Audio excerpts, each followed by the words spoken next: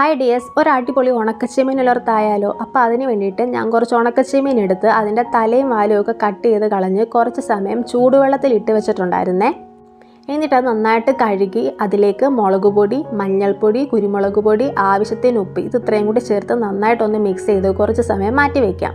അപ്പോൾ ഈ ഒരു ടൈമിൽ നമുക്ക് മിക്സിയുടെ ഒരു ചെറിയ ജാർ എടുത്ത് അതിലേക്ക് 15 ചെറിയുള്ളി, ഒരു 6-7 അല്ലി വെളുത്തുള്ളി, പിന്നെ ഒരു ചെറിയ കഷ്ണം ഇഞ്ചിയും ഒരു വറ്റൽമുളകും കൂടി ഇട്ടതൊന്ന് ചതച്ചെടുക്കാം. നന്നായിട്ട് അരഞ്ഞൊന്നും പോകരുത്, ജസ്റ്റ് ഒന്ന് ചതച്ചാൽ മതി കേട്ടോ. അപ്പോൾ അതാ ഈ പരുവത്തിന് മതി. എന്നിട്ട് നമുക്കിതങ്ങോട്ട് മാറ്റി വയ്ക്കാം. ഇനി നമുക്ക് നേരത്തെ മസാലയൊക്കെ പുരട്ടി വെച്ചിരുന്ന ആ ഉണക്കച്ചെമ്മീൻ ഉണ്ടല്ലോ, അതൊന്ന് വറുത്തെടുക്കാൻ വേണ്ടിയിട്ട് ഒരു പാൻ അടുപ്പത്ത് വയ്ക്കാം. അതിപ്പോൾ ചൂടായി വന്നപ്പോൾ നമ്മൾ അതിലേക്ക് വെളിച്ചെണ്ണ ഒഴിച്ചു കൊടുത്തിട്ടുണ്ടായിരുന്നു. അതിലേക്ക് നമ്മൾ മസാലയൊക്കെ പുരട്ടി വെച്ചിരുന്ന ഉണക്കച്ചെമ്മീൻ ഇട്ട് അതൊന്ന് ഫ്രൈ ചെയ്ത് കോരി മാറ്റി വയ്ക്കാവേ. ഇനി ഈ സെയിം പാനിലേക്ക് കുറച്ചും കൂടി വെളിച്ചെണ്ണ ഒഴിച്ചു കൊടുത്തിട്ടുണ്ട്. അതിലേക്ക് കുറച്ച് കടുകിട്ട് കടുക് പൊട്ടി വരുമ്പം ഒരു ചെറിയ സവാള എടുത്ത് ചെറുതായിട്ട് അരിഞ്ഞതും കൂടി ഇതിലേക്ക് ഇട്ട് കൊടുക്കാം.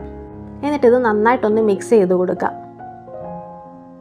അതിൻ്റെ കൂടെ തന്നെ നമ്മൾ നേരത്തെ ചതച്ച് മാറ്റി വെച്ചിരുന്ന ആ ഒരു ചെറിയുള്ളി മിക്സ് ഉണ്ടല്ലോ, അതും കൂടി ഇതിലേക്ക് ഇട്ട് കൊടുത്ത് നന്നായിട്ടൊന്ന് ഇളക്കി കൊടുക്കാവേ.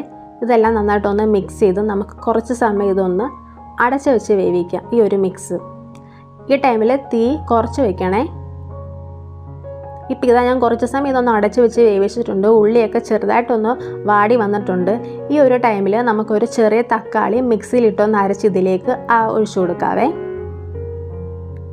ഇപ്പോൾ ഇതുകൂടി ചേർത്ത് നന്നായിട്ടൊന്ന് ഇളക്കി നമുക്കിത് കുറച്ച് സമയം കൂടി ഒന്ന് വേവിക്കാൻ വെക്കാം. ഞാനിപ്പോൾ കുറച്ച് കറിവേപ്പിലയും കൂടി ഇതിലേക്ക് ഇട്ട് കൊടുക്കുന്നുണ്ട്. ഇപ്പോൾ ഇത് ഞാൻ കുറച്ച് സമയം ഒന്ന് അടച്ച് വെച്ചിട്ടുണ്ടായിരുന്നു. ഇനി നമുക്കിതിലേക്ക് കുറച്ച് മുളക് പൊടി, ഞാനിപ്പം 1 ടേബിൾ സ്പൂൺ അളവിലാണ് മുളക് പൊടി ഇട്ട് കൊടുത്തത്. 1/4 ടീസ്പൂൺ അളവിൽ മഞ്ഞൾപ്പൊടി, അതുപോലെ നിങ്ങളുടെ എരിവിനനുസരിച്ച് കുരുമുളക് പൊടി ചേർക്കാം. പിന്നെ ആവശ്യത്തിനുള്ള ഉപ്പും കൂടി ചേർത്ത് ഞാനിത് നന്നായിട്ടൊന്ന് മിക്സ് ചെയ്ത് അടച്ച് വെച്ചിട്ടുണ്ട്. ഇനി അതിൻ്റെ ആ പച്ചമണമൊക്കെ ഒന്ന് മാറി കിട്ടണം. ഇപ്പം ഞാൻ എന്താ മല്ലിപ്പൊടിയും കുറച്ച് ഗരം മസാലയും കൂടി ചേർത്ത് കൊടുത്തിട്ടുണ്ട്. നേരത്തെ ചേർത്ത് മറന്നു പോയതാണേ. അപ്പോൾ ഇതും കൂടി ഇട്ട് നന്നായിട്ട് ആ പച്ചമണമൊക്കെ മാറിയതിന് ശേഷം നമ്മൾ വറുത്ത് മാറ്റി വെച്ചിരുന്ന ഉണക്കച്ചെമ്മീനും കൂടി ഇട്ട് നന്നായിട്ട് മിക്സ് ചെയ്തെടുക്കാം. ഇനി ഇത് അടച്ച് വെച്ച് വേവിക്കാം. അപ്പോൾ ഇത്രേ ഉള്ളൂ, നമ്മുടെ ചെമ്മീൻ ഉലർത്ത് റെഡി ആയിട്ടുണ്ട്. അപ്പോൾ എൻ്റെ ചാനൽ ഇഷ്ടപ്പെട്ടാൽ എല്ലാവരും സബ്സ്ക്രൈബ് ചെയ്യുക, സപ്പോർട്ട് ചെയ്യുക. താങ്ക്